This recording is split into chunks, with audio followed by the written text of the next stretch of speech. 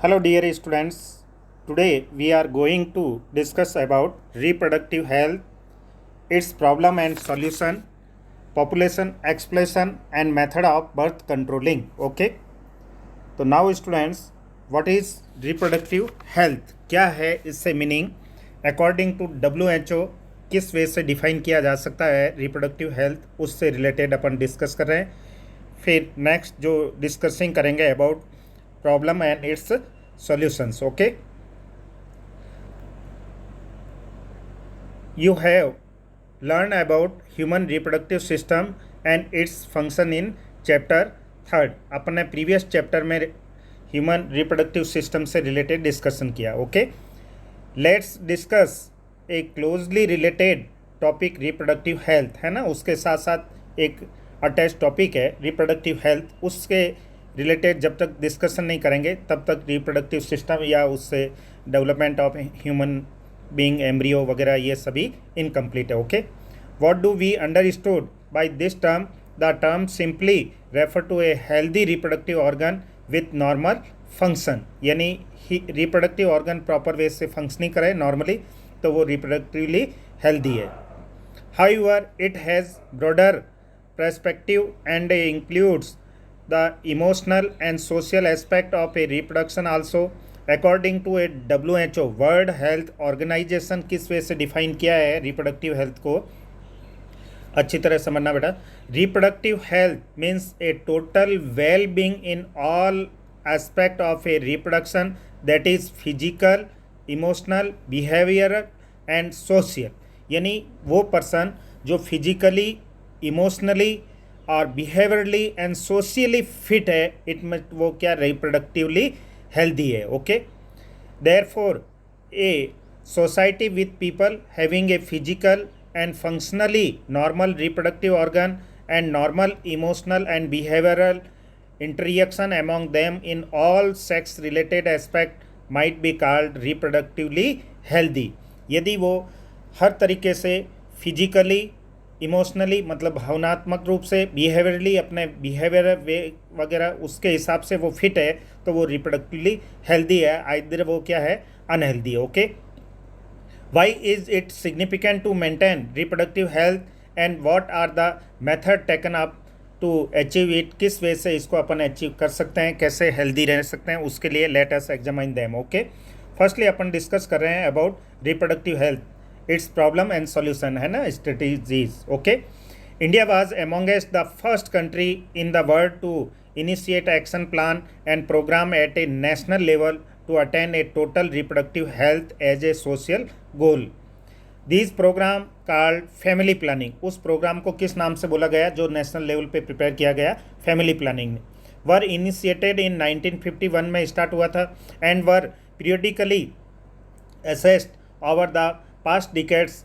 Improve a program covering wider, काफ़ी cover किया है. एवरी 10 ईयर्स के बाद में इसको रिवाइज किया जाता है. अब उसमें क्या इंक्लूड किया गया और किस नेम से इसको जाना जाता है उससे रिलेटेड अपन डिस्कशन कर रहे हैं. Okay, reproduction related areas are currently in operation under the popular name reproductive and health child health care, RCH short में बोलते हैं इसको RCH, reproductive and child health care के नाम से programme.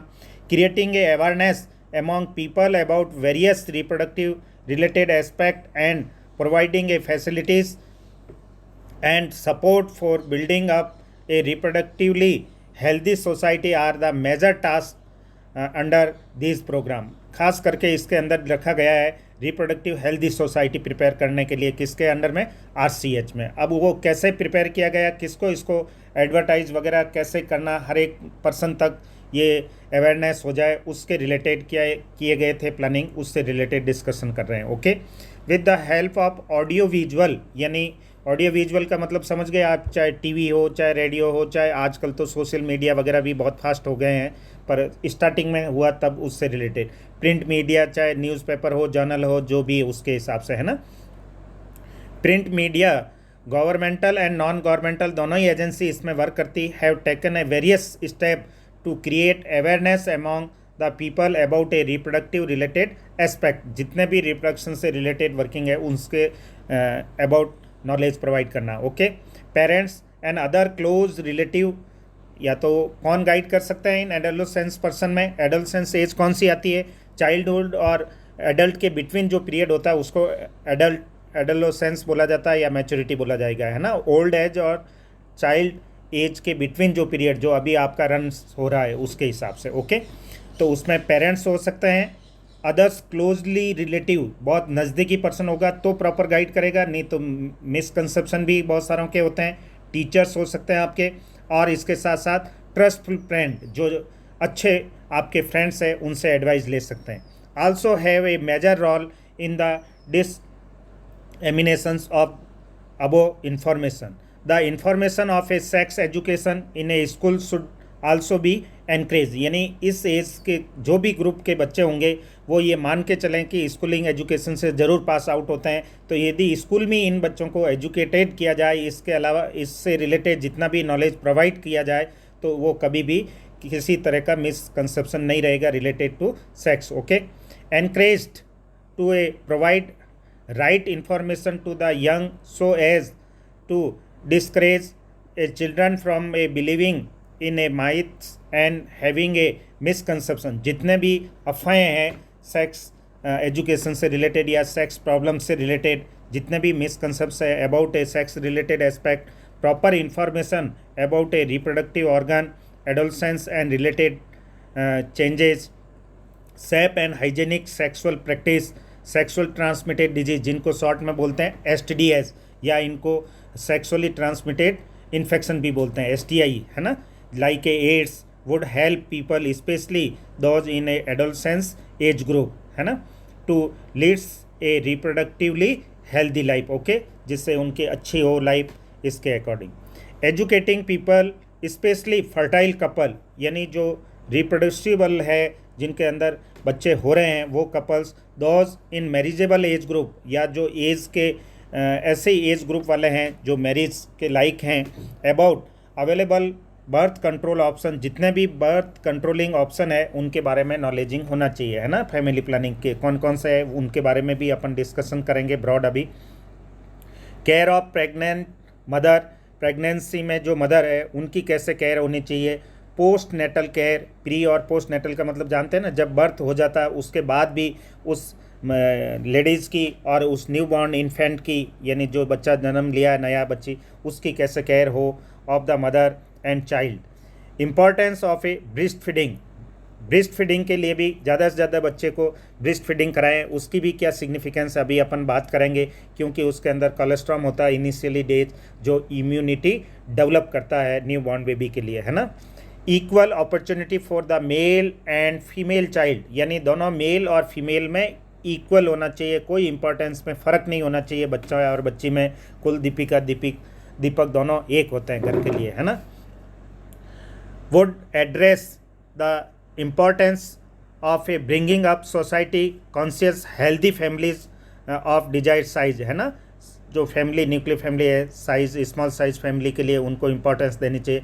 Awareness of a problems due to a uncontrolled population growth, social evil like a sex abuse and sex related crime, जितने भी society में सेक्स क्राइम होता है या एब्यूज़ होता है उसके रिलेटेड उस पर बिल्कुल बैन होना चाहिए। Need to be created to a enable people to think and take up a necessary step to prevent them and thereby build up a society responsible and healthy society हो, जिससे कि अच्छा एक हेल्दी सोसाइटी हो, हर कोई अपना आप में आराम से सेफ समझे, हर एक को नॉलेज हो सेक्स एजुकेशन से रिलेटेड, या पोस्ट नेटल हो, प्री नेटल हो, या उसमें प्रेगनेंसी को रिलेटेड हो, या फैमिली प्लानिंग के कौन कौन से इक्विपमेंट हो, मेडिकल फैसिलिटी वगैरह, उन सब का लिए सबको जानकारी या नॉलेज अवेलेबल हो।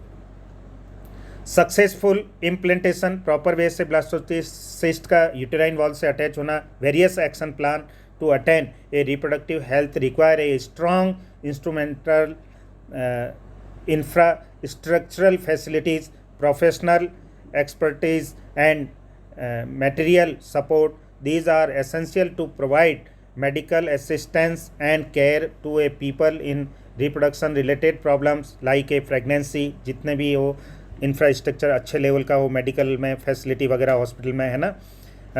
डिलीवरी के लिए particular STDs, sexual transmitted disease के ट्रीटमेंट, एबॉर्शन के लिए, कॉन्ट्रसेप्टिव, मेंस्ट्रुअल प्रॉब्लम्स, इनफर्टिलिटी, यदि किसी में बच्चे वगैरह नहीं होते हैं तो उनके related, and implantation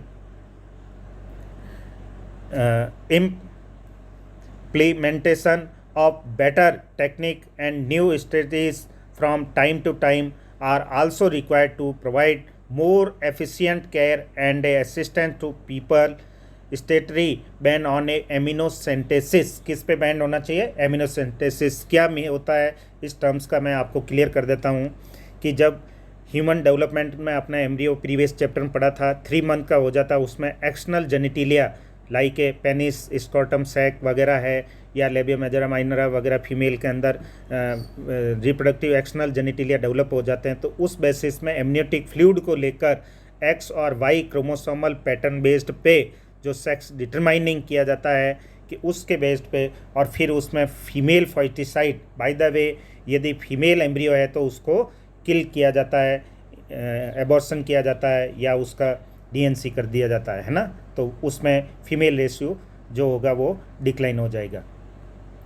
for the sex determination to a legally check increase menace of a female foeticides massive child immunization etc. Some program that merit mention in this connection the amniocentesis, some of the amniotic fluid जो बताया जाए कि amnion chorion वगैरह ऐसे membrane बनते हैं embryo से, उसके अंदर फ्लूइड होता है, उस फ्लूइड में वही सेल होते हैं जो एम्ब्रियो के, उस सेल में से सैम्पलिंग लेके X और Y क्रोमोसोमल पैटर्न पे सेक्स का डिटरमाइनिंग का आइडिया लिया जाता है कि डेवलपिंग मेल चाइल्ड और female, bye the way female होता है तो फिर उसका एबॉर्शन करवाया जाता है। वो चीज़ इसके लिए गलत होता है, उस पर टोटल बैन होना चाहिए। वैसे बैन हो चुका है पर कि होता है तो गलत चीज़ है ना।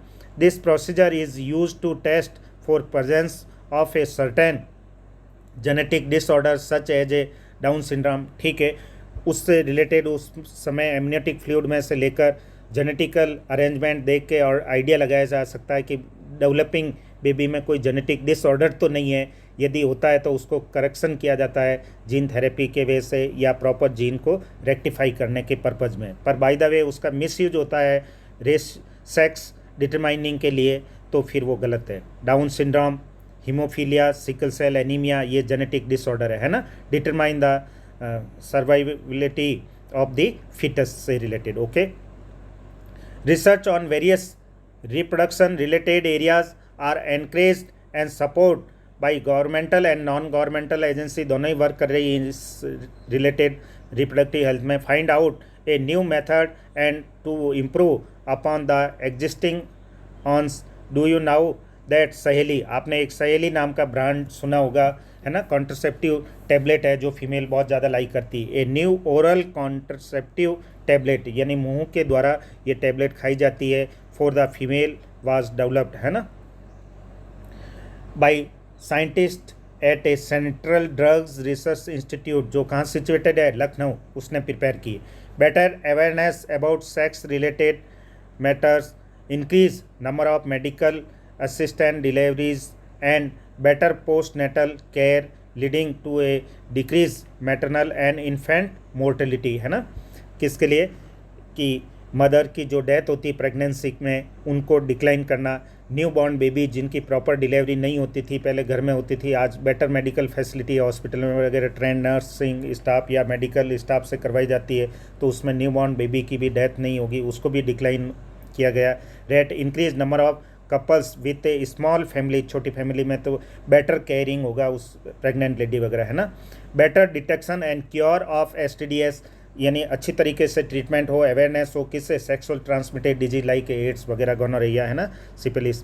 And overall increase a medical facilities for all sex related problem, all indicates improved a reproductive health of the society. Okay, अब अपन इससे रिलेटेड जो कौन कौन से बर्थ कंट्रोलिंग मेथड है उससे रिलेटेड अपन बात कर रहे हैं। जो पॉपुलेशन एक्सप्लोरेशन हो रहा है उससे रिलेटेड, पहले थोड़ा सा पॉपुलेशन क्या चल रही है इंडिया की वर्ल्ड वाइज, उनसे रिलेटेड थोड़ा इंट्रोड्यूस हो जाता है। उसके बाद कंट्रोलिंग मेथड कौन सा है, बर्थ कंट्रोलिंग, उनसे रिलेटेड उनकी कैटेगराइजेशन, क्या बेटर करेक्टरिस्टिक्स होने चाहिए अच्छे इफेक्टली बर्थ कंट्रोलिंग मेथड के लिए, क्या साइड इफेक्ट है, लिस्ट जो भी उनसे रिलेटेड डिस्कशन करेंगे। Okay, in the last century an all-round development in a various fields significantly improve the quality of a life of the people. However, increase health facilities along with a better living conditions, हर एक में जो living standardise हुआ है उसके हिसाब से had an explosive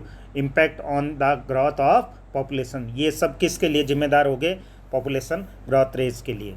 तो अच्छी मेडिकल फैसिलिटी होने से जो मोर्टेलिटी रेट, चाहे वो मदर की हो इन्फेंट की हो, वो डिक्लाइन हुई है उसके हिसाब से, है ना।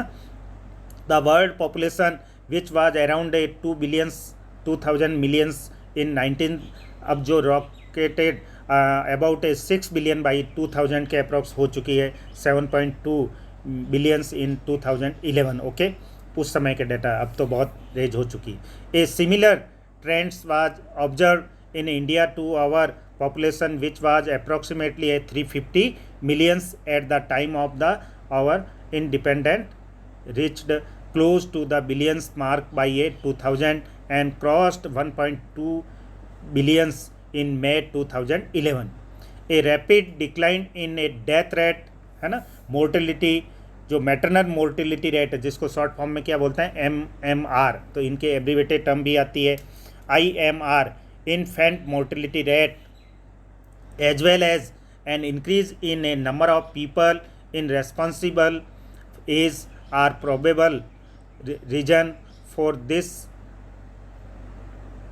Through our reproductive child health RCH के अकॉर्डिंग प्रोग्राम में रखा गया, through we could bring down the population growth rate. It was only marginal. According to the 2011 census की रिपोर्ट बात करें, the population growth rate was less than 2% हो गई 20 पर 1000 पर ईयर के according, rate at which over a population could increase rapidly. इतना decline होने से अभी पॉपुलेशन जो ग्रोथ हो रही है बहुत फास्ट है, पर फिर भी एजुकेशन अच्छा हुआ है, स्पेशली वुमेन एजुकेशन, तो उससे पॉपुलेशन है वो कंट्रोल्ड है। Okay, such an alarming growth rate could leads to an absolute scarcity of even the basic requirement like a food, shelter and clothing.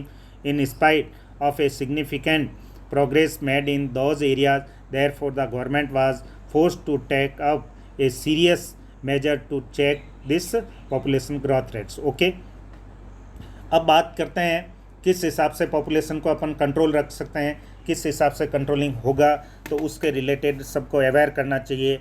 Like slogan बने थे, हम दो हमारे दो के हिसाब से V2 our 2 या V2 our 1, उसके related. Okay, the most important step to overcome this problem is to motivate a smaller families, है ना, by using a various contraceptive method. अभी अपन जो बात करेंगे कौन सा कपल किस कॉन्ट्रसेप्टिव को यूज कर सकता है, किसके हिसाब से कौन सा बेटर सूट होगा, उसके अकॉर्डिंग सेलेक्ट कर सकते हैं। Option are many but choice according, है ना। Contraceptive method, you might have seen a advertisement in the media, आपने देखा होगा, एज वेल एज पोस्टर है, बिल्स वगैरह सब जगह छप के आते थे, चाहे इलेक्ट्रिसिटी बिल हो, टेलीफोन बिल वगैरह जिसमें भी, है ना। Showing a happy couple with 2 children with a slogan हम दो हमारे दो, V2 our 2। Many couple mostly the young and urban, जो अर्बनाइजेशन एरियाज़ में रहता है, मेट्रो सिटी वगैरह, वर्किंग वंस, दोनों वर्किंग है, जो मैं स्पेशली जॉब में है, ones have even adopted and 1 child norms, है ना। Statutory rising of a marriageable age of the female to 18 years, यानी जो मैरिजेबल एज ग्रुप है वो भी बढ़ जाना चाहिए, 18 फीमेल के लिए हो, 21 मेल हो। Okay, and incentive given to a couples with a small families are 2 of the other measures taken to tackle this problem. Let us describe some of the commonly used contraceptive method which help prevent a unwanted pregnancy, है ना। Unwanted pregnancy को remove करने के purpose में कौन कौन से contraceptive है, उनका यूज करने से क्या होगा, बहुत सारे अलग अलग है। जैसे बैरियर मेथड में, लेटेक्स में जो आप कंडोम वगैरह यूज करेंगे तो उससे क्या होता है कि सेक्सुअल ट्रांसमिटेड डिजीज़ से भी प्रोटेक्टेड रहेंगे और इन सभी कॉन्सेप्टिव का यूज करने से क्या होगा, जो अनवांटेड पॉपुलेशन रेज हो रही है उसको भी कंट्रोलिंग में हेल्प रहेगी। Okay, an ideal contraceptive should be A user friendly, यानी क्या प्रॉपर्टीज होनी चाहिए, सबसे पहला तो वो यूज़र यूज़ करने वाले के लिए फ्रेंडली होना चाहिए, है ना, इजीली अवेलेबल हो, इफेक्टिव हो, पर अवेलेबल नहीं तो क्या है, हर कहीं मार्केट में अवेलेबल हो जाए इजीली, है ना, इफेक्टिव होना चाहिए, कोई इसका साइड इफेक्ट भी नहीं हो, रिवर्सिबल होगा तो ज़्यादा टाइम यूज होता रहेंगे तो आराम से कोई कपल उसको यूज कर सकता है, विथ नो और लिस्ट साइड इफेक्ट, या तो हो ही नहीं या इफेक्ट भी हो तो लिस्ट हो। It also should in no way interference with the sexual drive, the desire and और the sexual act of the user होना चाहिए। A wide range of a contraceptive method are presently available which could be broadly grouped into a following categorization, namely as a natural, या उनको अपन traditional way से बात कर सकते हैं। वो कौन कौन से मेथड है, बाकायदा एक एक कैटेगराइजेशन के अकॉर्डिंग पूछा जाता है बोर्ड के अंदर। Second barrier method, third IUDs oral contraceptive, injectable, implant या सर्जिकल मेथड्स उससे रिलेटेड। ओके, तो जो भी अपन कॉन्ट्रसेप्टिव या कपल के लिए एडवाइज करें या उनके लिए होना चाहिए, उसकी बेटर क्वालिटी क्या, वो यूज़र फ्रेंडली हो, इजीली अवेलेबल, इफेक्टिव, रिवर्सिबल हो, नो और लेस साइड इफ़ेक्ट होना चाहिए। ओके, ज़्यादा कम से कम किसी एक्सपर्ट की रिक्वायर्ड नहीं हो, सेल्फ यूज कर सके, सीक्रेसी भी रहे उसके अकॉर्डिंग। तो सबसे फर्स्ट जो बात कर रहे हैं, कितनी बार बोर्ड में पूछा हुआ है, नेचुरल मेथड्स में कौन कौन सा आता है उनसे रिलेटेड, है ना। सबसे फर्स्ट है पीरियोडिक एब्स्टिनेंस, सेकेंड है विड्रॉल और थर्ड है लैक्टेशनल एमनोरिया से रिलेटेड। ओके, ये मैं आपको अच्छी तरह इससे इंट्रोड्यूस कर लेता हूँ। तीनों के तीनों मेथड जो नेचुरल मेथड के अकॉर्डिंग अपन स्टडी कर रहे हैं, इसमें कोई केमिकल यूज़ नहीं होता, किसी एक्सपर्टाइजेशन मेडिकल प्रैक्टिशनर पर्सन की रिक्वायर्ड नहीं होती है, तो ये टोटल सीक्रेसी भी है और केमिकल नहीं होने से बॉडी में कोई साइड इफेक्ट भी नहीं है ना।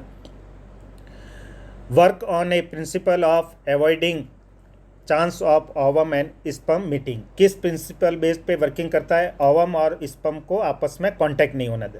सबसे फर्स्ट है पीरियोडिक एब्स्टिनेंस। अपन ने प्रीवियस जो चैप्टर के सेकंड वीडियो में बात किया था मेंस्ट्रुअल साइकिल से रिलेटेड, तो मेंस्ट्रुअल साइकिल में मिड ऑफ द मेंस्ट्रुअल जो एवरेज पीरियड का 28 का 14 डेज वाला है, उसके 2 डेज बिफोर और आफ्टर 2 डेज और 14 वाले को 5 डेज कैलकुलेट कर लीजिए। उस ड्यूरेशन में किसी तरह का मेल कांटेक्ट नहीं करे अपने पार्टनर फीमेल के साथ, तो किसी तरह का कोई चांसेस नहीं होगा फर्टिलिटी का, क्योंकि यदि चाहिए तो फर्टाइल पीरियड है उस ड्यूरेशन में कांटेक्ट करे, कॉपुलेट हो, आइदर नहीं होना चाहिए, है ना। Is one such method in which the couple avoid और ए एब्स्टिनेंस रखे from coitus from day 10 to 17 of the menstrual cycle when ovulation could be expected होगा, as chance of a fertilisation are very high during this period होगा, it is called the fertile period बोला जाएगा। Therefore by the abstaining from a coitus during a this period conception could be a prevented होना चाहिए। Okay, जिससे किसी तरह का कोई चांसेस नहीं। तो इसमें कोई केमिकल नहीं, टैबलेट नहीं, कोई डॉक्टर एक्सपर्ट की रिक्वायर्ड नहीं, जिनमें रेगुलर मेंस्ट्रुअल रहता रन्स उन फीमेल के अंदर वो कपल आराम से इजीली इसको यूज कर सकते हैं। ओके, सेकेंड मेथड है विड्रॉल या कॉइटस इंटरप्शन। अब इसमें क्या होता है कि मेल पार्टनर को थोड़ा अलर्ट रहना होता है जब इजाकुलेट का टाइम पीरियड होता है, कॉपुलेशन ड्यूरेशन में मेल के पेनिस से डिस्चार्ज होता है फीमेल जेनिटिलिया में रिप्रोडक्टिव मटेरियल, तो इनसाइड नहीं करके ना पेनिस को रिमूव कर दिया जाए वेजाइना से, आउट फ्रॉम वेजाइना विड्रा कर दिया जाए, तो उसमें कोई चांसेस नहीं होगा प्रेगनेंसी का। Okay, is another method in which the male partner withdraw his penis from the vagina just before ejaculation so as to avoid insemination, तो उससे बिल्कुल किसी तरह का इंसेमिनेट नहीं होगा, तो कोई चांसेस नहीं होगा फर्टिलिटी का। ओके, थर्ड मेथड है लैक्टेशनल एमनोरिया। इसमें क्या होता है कि जब प्रेगनेंसी डिलीवरी हो गई है, डिलीवरी के स्टार्टिंग आफ्टर डिलीवरी जो स्टार्टिंग मंथ होते हैं 6 मंथ तक आफ्टर डिलीवरी, उन ड्यूरेशन में जितना ज़्यादा मैक्सिमम फीडिंग कराएगी फीमेल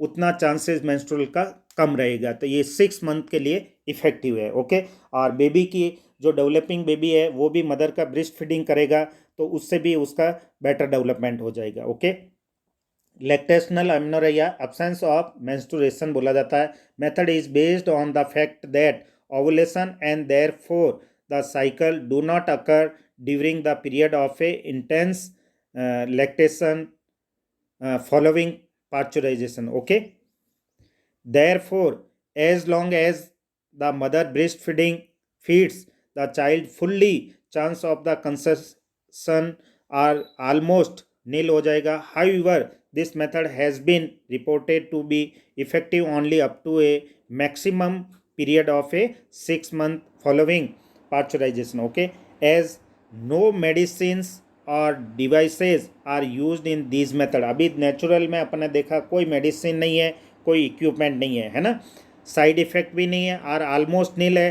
चांस ऑफ फेलियर थोड़ा सा इसमें ज़्यादा है क्योंकि बराबर ध्यान नहीं रखा, मेल पार्टनर अवेयर नहीं रहा और उसमें इजैकुलेशन या इंसेमिनेट इनसाइड हो गया ड्रॉप तो भी फर्टिलिटी का चांसेज हो सकता है. या मेंस्ट्रुअल बराबर जिनका रेगुलर रन नहीं होता है, वो डेज बराबर कैलकुलेट नहीं हुआ, थोड़ा सा हो सकता है. पर ये अच्छे नेचुरल मेथड है ना, जिसमें किसी एक्सपर्टाइजेशन मेडिकल टीम की या उनकी गाइडलाइन की ज़रूरत नहीं है किसी हिसाब से. Okay, through of this method are also high.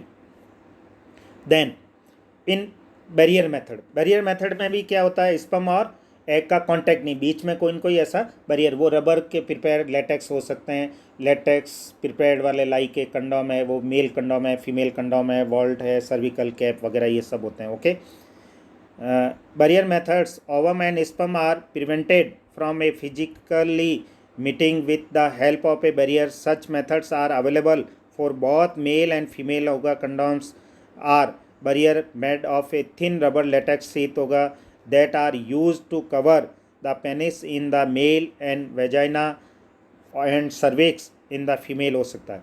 Just before coitus so that the ejaculated semen would not enter into the female reproductive tract. This can prevented a conception.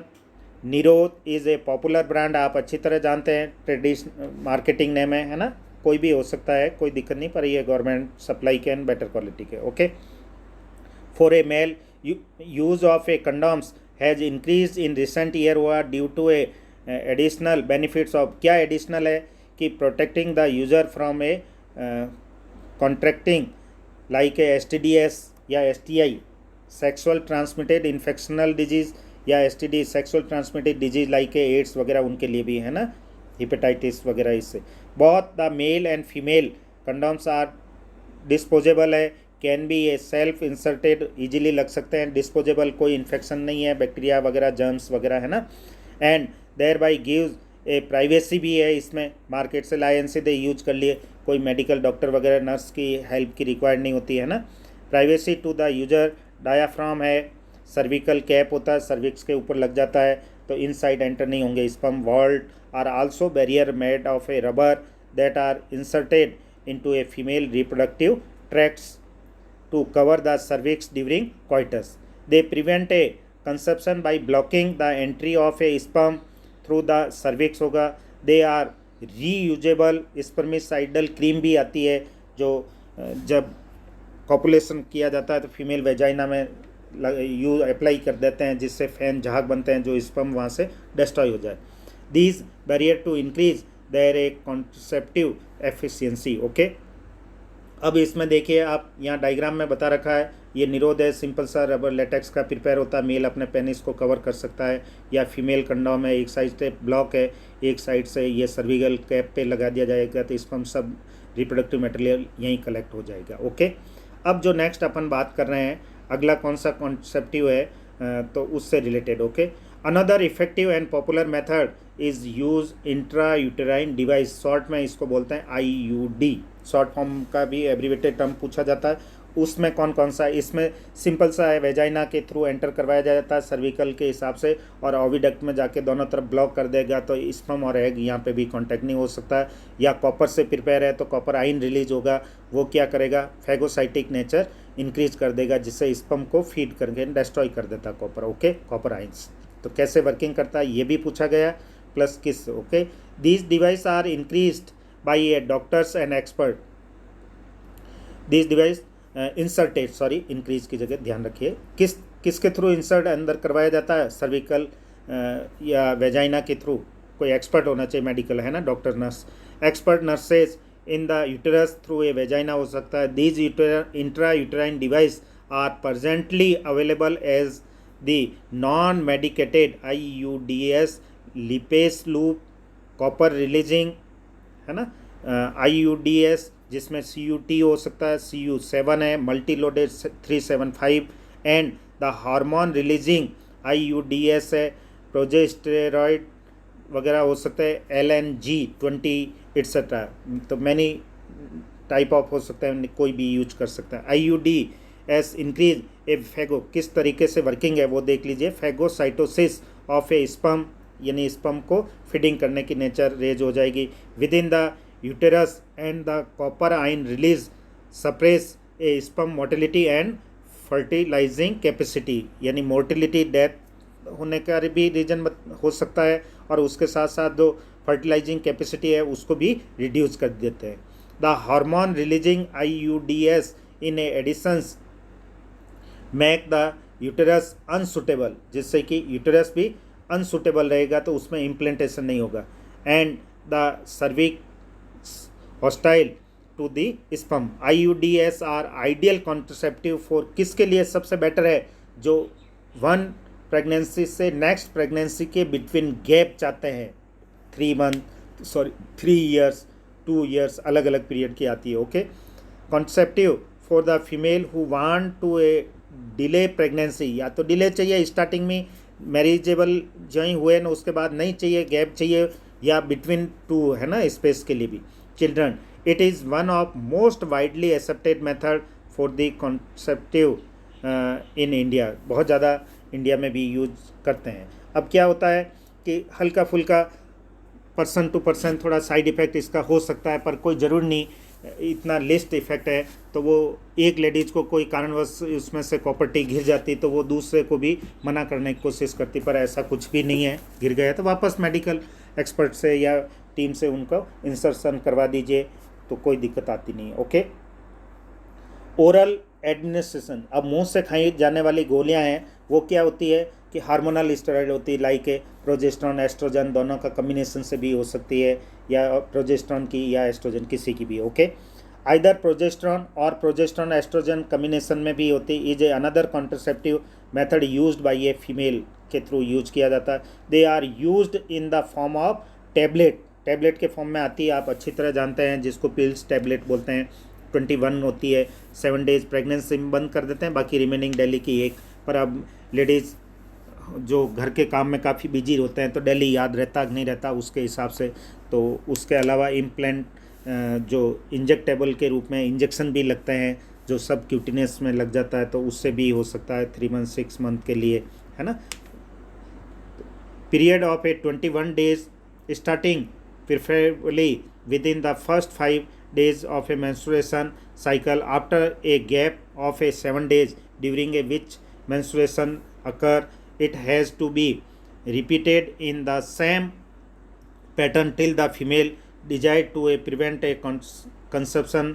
They inhibit ovulation and implantation. अब working ये कैसे करेगी, या तो ovulation ही नहीं होगा, egg free नहीं होगा ओवरी से तो स्पर्म के कांटेक्ट में, या by the way ovum fertilise हो गया तो उसको इम्प्लांटिंग नहीं होने देगा, है ना। As well as alter the quality of the cervical mucus वगैरह, या बहुत एक्सेस म्यूकस सीक्रेट करके सर्विकल नेक को ब्लॉक कर देगा तो वहाँ से स्पर्म एंट्री नहीं होगा। Mucus to prevent and retard the entry of sperm होगा। Pills are very effective with a lesser side effect, बहुत लिस्ट साइड इफेक्ट है और काफ़ी इफेक्टिवली है। Okay, and are well accepted by the female, काफ़ी use करते हैं, जिसमें स्पेशली है सहेली नाम से। Okay, the new oral contraceptive for the female contain a non steroid preparation.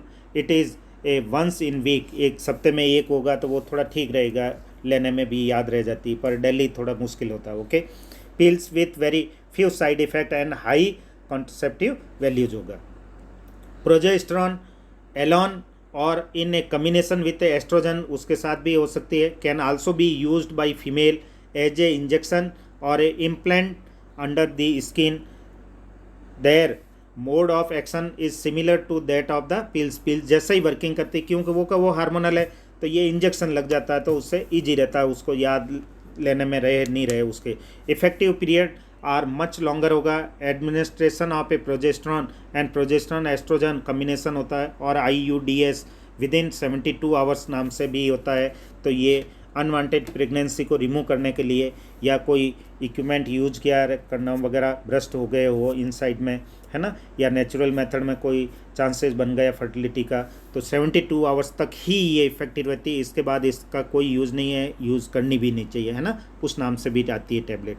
72 hours of a coitus have been found to be very effective as a emergency and contraceptive होगा, is they could be use to avoid possible pregnancy due to a, by the way कोई rape case हो गया या casual unprotected intercourse से उसमें pregnancy का chance बन गया, तो उसको रिमूव करने के लिए ओनली कब तक ये इफेक्टिव है, 72 आवर्स, इसके बाद यूज़ नहीं होना चाहिए। ओके, अब बात करते हैं अपन ये इम्प्लांटेशन वाली, जो कि यूटेराइन के जो एंडोमेट्रियम के बिटवीन गैप होता है, जहाँ इम्प्लांटेशन होता है ना, उसके बीच में ब्लॉकेज कर देगा तो चांसेस नहीं बनेगा, प्रॉपर इम्प्लांटेशन नहीं होगा तो एबॉर्शन हो जाएगा। ओके, कॉपर टी का डायग्राम आप पहले देख ही चुके हैं, यहाँ पे टी शेप में होता है, ये लूप होता है ना, ये पहले ऐसा रहेगा, फिर ये जो जाएगा इधर दोनों ब्लॉक कर देगा वो ओविडक्ट को, है ना, पीछे थ्रेड होता है, उसके हिसाब से उसको प्रॉपर वे से इंसर्टेड किया जा सकता है एक्सपर्ट नर्स और डॉक्टर के थ्रू। अब लास्ट और फाइनलाइजेशन जो मेथड ऑफ कॉन्ट्रसेप्टिव है वो कौन सा है, स्टरलाइजेशन या सर्जिकल मेथड। अब ये ठीक है, बेस्ट है जब पूरी तरीके से कोई आगे प्रेगनेंसी नहीं चाहिए कपल को, उस समय इसको यूज किया जाता है, इफ़ेक्टिव है। कोई मेडिकल के हिसाब से देखें तो इसमें केमिकल वगैरह यूज़ नहीं होता है, तो इसके कोई साइड इफ़ेक्ट नहीं है, पर इसका रिवर्सिबल चांसेस थोड़ा लो है। कर तो सकते हैं वापस कनेक्ट करके, या ऑप्शन भी बहुत सारे हैं कि आगे जो पढ़ेंगे अपन रिप्रोडक्टिव असिस्ट एंड रिप्रोडक्टिव जो टेक्निक्स है उसके अकॉर्डिंग भी ज़रूरत हो तो वापस वो लेडी प्रेग्नेंट हो सकती है। इसके वासेक्टोमी और ट्यूबेक्टोमी जो मेजर 2 मेथड्स है इसमें, उसके आफ्टर भी। Okay, surgical method also called sterilisation method, क्या बोलते हैं इसको अनदर नेम से, sterilisation, are generally advise for the male and female partner as a terminal methods. इसको टर्मिनल मेथड के भाई अब कोई गैप पीरियड वगैरह कुछ नहीं, सब बच्चे वगैरह हो गए, उसके बाद अब नहीं चाहिए आगे फर्दर या फ्यूचर में। Okay, to prevent any more pregnancies, surgical intervention block gamete transport and there prevent a conception होगा। The sterilisation procedure in a male is called vasectomy. Term को क्या बोला जाता है,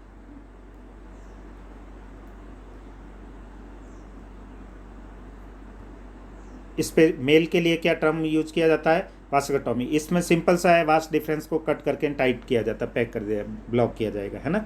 दैट इन फीमेल होगा उसको ट्यूबेक्टोमी के नाम से बोला, उल्टा नहीं लिखना, टर्म का ध्यान है ना। Vasectomy, a small part of a vas deferens is remove and tied up हो जाएगा through a small insertion on the scrotum, हल्का सा स्कॉर्टम में कट लगता है, एक बहुत माइनर सर्जरी होती है ना, वहाँ से थोड़ा वास्ट डिफरेंस को कट करके इन दोनों को फोल्ड करके ट्यूब को पैक कर दिया जाएगा। और बहुत साइड होना जरूरी, यदि एक साइड का लेफ्ट रह गया, एक साइड ही ब्लॉक किया, तो वो transportation of gamete will be continue रहेगा, तो उसमें फर्टिलिटी मेंटेन रहेगी। Okay, tubectomy, A small part of A fallopian tube is removed हो सका एंड टाइट अप हो जाएगा through a small insertion in the abdomen through a vagina. These technique are highly effective but their reversibility होगी very poor। Reversibility chances मैंने पहले ही कह दिया इसका थोड़ा कम रहता है। तो जब फाइनल चाहिए कब आप उनको आगे किसी तरह के उन कपल को प्रेग्नेंट नहीं होना लेडीज़ को, तो उस कंडीशन में ये अप्लाई करें। यहाँ सिंपल सा देखो आप, वास्ट डिफरेंस या इसको कट करके यहाँ पैक कर दिया, सेम इधर से भी इसको कट करके पैक कर दिया, तो बीच में डिस्कनेक्ट हो गया बहुत साइड से, है ना, तो इसको वासेक्टोमी कहेंगे। इसको क्या बोला जाएगा, ट्यूबेक्टोमी। यहाँ भी ओविडक्ट को कट करके टाइट कर दिया गया। ओके, अब बात करते हैं अपन, it need to be emphasise that the selection of a suitable contraceptive method and its use should always be undertaken, है ना, अपने हिसाब से चॉइस रखें कौन सा सूटेबल होगा, किस हिसाब से, गैप पीरियड रखना तो क्या, सीक्रेट रखना तो कैसे, नेचुरल मेथड लेना या बैरियर मेथड है या कॉन्ट्रासेप्टिव टैबलेट वगैरह जिस हिसाब से यूज करना, या स्टेरिलाइजेशन मेथड वगैरह, है ना। Undertaken in A consultation with A qualified medical professional होना चाहिए, यानी अनट्रेंड किसी भी मेडिकल पर्सन से नहीं होना चाहिए। ट्रेंड मेडिकल हो, यानी कोई ऐसा नहीं कि जिसको नॉलेज ही नहीं वो एडवाइस करें उसकी आप एडवाइस का यूज कर लें, ऐसा नहीं होना चाहिए। One must also remember that contraceptive are not regular requirement, यानी रेगुलर इनका यूज होना भी नहीं चाहिए, क्योंकि आप अच्छी तरह जानिए कि ये नेचुरल जो फिजियोलॉजी होती है बॉडी की उसके अगेंस्ट है, तो जितना हो चांसेस कम करिएगा। पर किस समय कौन सा यूज करना है वो प्रॉपर ट्रेंड डॉक्टर के हिसाब से गाइडेंस में काम होना चाहिए, या आप भी मेडिकल एक्सपर्ट बनेंगे तो आपके गाइडेंस में लोग वर्क करेंगे तो प्रॉपर उनको गाइड करिएगा। Okay, for the maintenance of a reproductive health in fact they are practiced against a natural reproductive events, conception, pregnancy. One is forced to use these method either to prevent a pregnancy or to delay, और या space चाहिए तो उसके according board में भी आता है कि डिले चाहिए, स्पेस चाहिए या प्रिवेंटिव चाहिए, उसके हिसाब से due to a personal reason, उसके हिसाब से। No doubt the widespread use this method have a significant role in checking uncontrol growth of population. बाकायदा इसका ज़्यादा से ज़्यादा यूज़ होने के वजह से जो पॉपुलेशन ग्रोथ हो रही थी उस पर कंट्रोलिंग के लिए हेल्पफुल रहा। However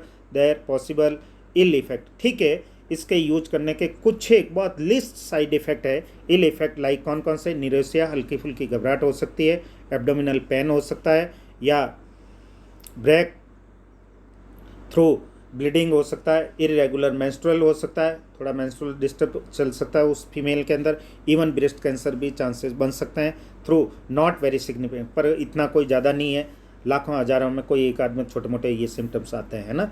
should not be totally ignore, यानी इन सब को इग्नोर करते हुए यूज करना चाहिए, कोई ज़्यादा इफेक्ट वगैरह उनका नहीं है। ओके, तो इस तरीके से अपन ने कॉन्ट्रासेप्टिव मेथड की जो बात की थी, चाहे वो नेचुरल हो, बैरियर हो, आईयूडी से रिलेटेड हो, सर्जिकल हो, स्टेरिलाइजेशन जो भी हो, उसके अकॉर्डिंग यूज कर सकते हैं कपल्स, जिस समय जिस हिसाब से रिक्वायर्ड हो उसके अकॉर्डिंग। ओके, और क्या होती है reproductive health according to WHO, तो उसका भी डिफाइन प्रॉपर वे से करना वगैरह, और क्या जनरल इन्फॉर्मेशन कंटिन्यूस में अपन नेक्स्ट बात करेंगे अगले सेकेंड वीडियो में इस चैप्टर से, वो है MTP से रिलेटेड, STDs, इनफर्टिलिटी से रिलेटेड। ओके, एंड रिप्रोडक्टिव हेल्थ से रिलेटेड जितनी भी टेक्निक्स है वो उससे रिलेटेड। Okay, thank you.